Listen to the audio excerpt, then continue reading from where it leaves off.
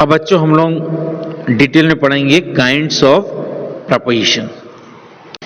तो इसमें सबसे पहला बच्चों आता है सिंगल प्रपोजिशन, और इसमें जो है मैं आपको बता देता हूं। सिंगल में बच्चों जैसे नाम से आपको दिख रहा है, ये केवल सिंगल ही होते हैं। जैसे ऑन है, एट है, ये दो शब्दों से मिलकर नहीं बने होते हैं। On, at, in, to, for, of, from, up और भी इत्यादि। ठीक है बच्चों, तो ये बच्चों ये मेन है, आप इनको दिमाग में रखिएगा। ये है सिंगल प्रपोजिशंस। ठीक है, आगे देखते हैं। इसे कुछ एग्जांपल्स देख लेते हैं सिंगल प्रपोजिशंस के। He was in the car for the office. तो देखिए आप यहां पर जो है इन यूज हुआ है, वो बता रहा है कि उसकी रिलेशन बता रहा है कि उसकी रिलेशन कहां पे है, कार में। किसकी? ही की, ऑफिस के लिए। ठीक है, उसी प्रकार से Sita bot A mobile for her daughter. यहां पर जो है फॉर का प्रयोग भी किया है। और the criminal left the dead body at the door पे। क्रिमिनल ने क्या लेफ्ट किया, क्या छोड़ा? डेड बॉडी डोर पे। तो ये बच्चों ये सब हमारे सिंगल प्रपोजिशन हैं। आगे देखते हैं डबल प्रपोजिशंस। तो डबल प्रपोजिशंस में बच्चों अप टू है, विद इन है, और भी कई शब्द हैं। मैंने केवल आपको ज़्यादा नहीं लिए हैं। इसमें अप और टू से मिलकर बना है अप टू, और विद प्लस इन से बना है विद इन। उसी प्रकार से बच्चों कंपाउंड प्रपोजिशन जो है वो दो या दो से ज़्यादा शब्दों से मिलकर बनते हैं। और पार्टिसिपल प्रपोजिशन बच्चों इनमें जो है ये एंड होते हैं आईएनजी पे। तो ये आराम से आप पता लगा सकते हैं आईएनजी वाले। इसको अपन इसके एग्जांपल्स नेक्स्ट स्लाइड में देख लेते हैं। तो देखिए यहां पर आप पार्टिसिपल प्रपोजिशन के एग्जांपल्स देख लीजिए। She talked regarding the caste system. तो यहां पर जो है बच्चों ये आईएनजी वाले हैं, ये प्रपोजिशंस का काम कर रहे हैं। पार्टिसिपल प्रपोजिशन का मतलब होता है बच्चों वर्ब प्लस एडजेक्टिव का ये काम कर रहे हैं। इनको अपन वर्बल एडजेक्टिव भी बोलते हैं। और ये प्रेजेंट वाले जो होते हैं उनमें आईएनजी लगता है। तो ये प्रेजेंट पार्टिसिपल वाले हैं जो किसका काम कर रहे हैं? प्रपोजिशन का। वो इसलिए काम कर रहे हैं क्योंकि ये बता रहे हैं कि she talked regarding the caste system. ठीक है, तो उसका जो है शी का बता रहे हैं कि वो कास्ट सिस्टम पे बोल रही है, मतलब रिलेशन बता रहे हैं शी का कास्ट सिस्टम से। ठीक है, उसी प्रकार से considering the fact that it is डार्की it might rain tonight. यहां पर भी जो कंसिडरिंग है जो है ये प्रेजेंट पार्टिसिपल का एग्जाम्पल, ये शुरुआत में आया है। और everyone attended the Raj marriage including the ministers.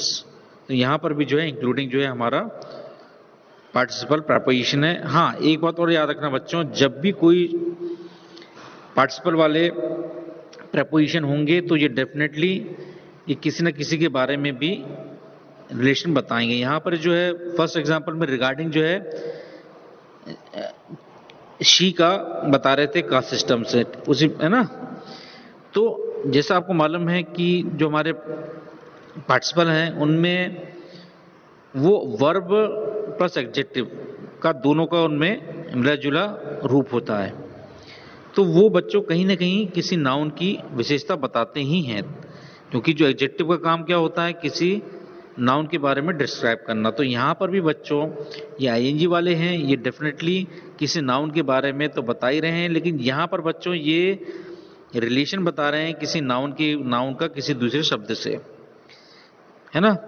उसी प्रकार से दूसरे एग्जांपल में भी considering the fact that it is डार्की it might rain tonight, इसमें भी जो कंसिडरिंग है वो भी किसी नाउन को रिलेशन बता रहा है किसी दूसरी चीज से।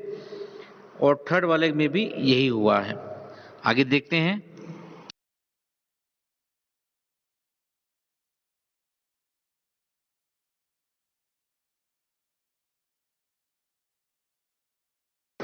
One of the most common preposition mistakes is adding an unnecessary at to the end of a question. Where is your brother at? कई बार में हम लोग लास्ट में प्रपोजिशन ऐड कर देते हैं। तो जैसे मैंने आपको पहले बताया था कि जो प्रपोजिशन होते हैं बच्चों, वो हमारे डेफिनेटली प्रपोजिशन के बाद में कोई ऑब्जेक्ट जरूर आता है ना, लेकिन वो भी कंडीशन अलग होती है। और ये भी अब यहाँ पर जो है, जैसे यहाँ पर आप देखिए कि यहाँ पर उन्होंने बताया है कि सबसे common preposition mistake is adding an unnecessary at the end of the question. Question के एंड में आप जो है लगाएं एट, मतलब इंट्रोगेटिव सेंटेंसेस में अगर आप लास्ट में प्रपोजिशन लगाते हैं तो वो ठीक नहीं होता। वैसे कई ऐसे फ्रेजल वर्ब्स हैं जो दो के साथ मिलके बनते हैं, तो वो अपने साथ में ले जाते हैं तो वो उनका समझ में आता है, तो वो अलाउ है। लेकिन इस तरह के स्ट्रक्चर्स बिल्कुल ठीक नहीं हैं। आगे देखते हैं हम लोग।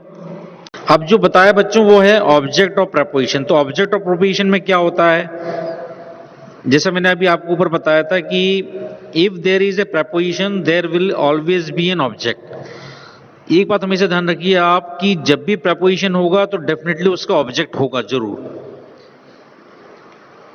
और ऑब्जेक्ट अगर नहीं है तो फिर वो प्रपोजिशन नहीं हो सकता। 90% ऐसा होता है। If there is a preposition, there will always be an object of the preposition. A preposition cannot exist by itself. Preposition के बाद में अगर ऑब्जेक्ट नहीं है तो वो ऐसा बहुत कम ही देखने को मिलता है। ऐसा संभव है, लेकिन उसकी कुछ कंडीशन होती हैं बच्चों, जो मैं अभी आपको ऊपर की स्लाइड में भी मैंने बताया। अब इससे रिलेटेड कोई एग्जांपल्स नेक्स्ट स्लाइड में देखते हैं हम लोग। अब देखिए यहाँ पर विथ प्राइड, प्राइड जो है विथ जो है प्रपोजिशन है, और जो प्राइड जो है ये हमारा ऑब्जेक्ट है प्रपोजिशन का। और हमेशा प्रपोजिशन का जो ऑब्जेक्ट है बच्चों वो कोई नाउन या प्रोनाउन ही होगा, ठीक है। उसी प्रकार से दूसरे में विथ अटमोस्ट, यहाँ पर अटमोस्ट जो है मॉडिफायर है, और फिर अटमोस्ट मॉडिफायर मतलब ये अटमोस्ट जो है प्राइड के साथ में लगा हुआ है, मतलब वो नाउन का फ्रेज है। मतलब कुछ ऐसे शब्द जो कि अपने आप में कंप्लीट नहीं है उनको अपन फ्रेज बोलते हैं। तो यहाँ पर जो है अटमोस्ट प्राइड एक फ्रेज है, और उसमें जो है बच्चों जो प्राइड है वो ऑब्जेक्ट ऑफ प्रपोजिशन है। तो आपको ये भी क्लियर हो गया होगा। आगे देखते हैं।